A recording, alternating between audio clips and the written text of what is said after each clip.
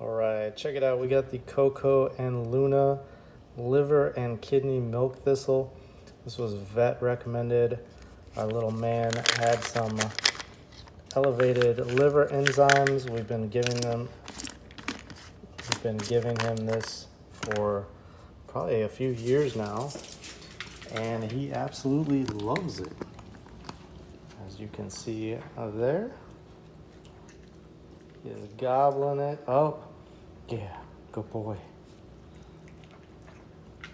And he has sensitive stomach. We give him prescription food, and this causes no problems whatsoever for him.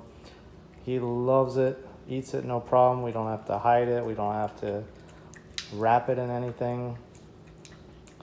It's awesome.